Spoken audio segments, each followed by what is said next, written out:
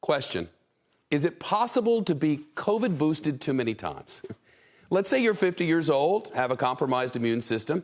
You got 3 mRNA doses fairly quickly. Then you got a booster as Omicron started spreading. Now you just became eligible for a 5th shot. If you get it right away, can you still get vaccinated in the fall if cases rise? And what about if a new variant emerges? These are real concerns for many of us. So far, there have been more questions than answers. But today, a key panel of FDA advisors met to hash out the future of COVID boosters. CNBC's Meg Terrell covers science and medicine for us. Meg, what did the advisors say?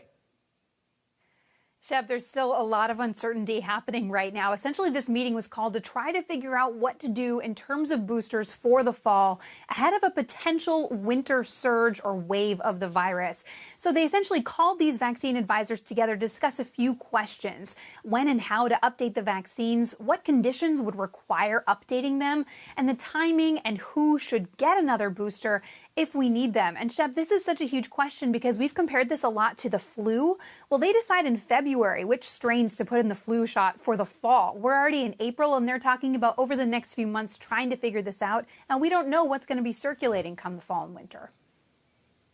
Why aren't drug makers just updating the vaccines to target Omicron? So they are working on that, but the problem is we don't know if that's going to be the most protective thing if we need another booster in the fall, either because Omicron won't be the thing that's circulating then, or because another way of targeting the virus through a vaccine is actually going to provide better protection. So what drug makers are working on are vaccines that do specifically target Omicron, but then also what are called bivalent vaccines, which combine protection against Omicron and protection against the original strain. And so the conversation is, would that give us broader and longer protection than just protecting against Omicron? Do we know if there's a limit to how many boosts we may get or need?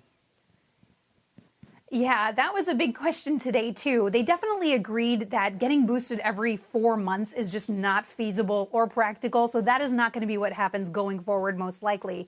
For the immunocompromised, the folks you talked about in the intro, they are recommended to get a 5th shot because their antibody levels do fall quickly and then they're left less protected. But for everybody else, a big question today was just trying to figure out how frequently do we need those shots?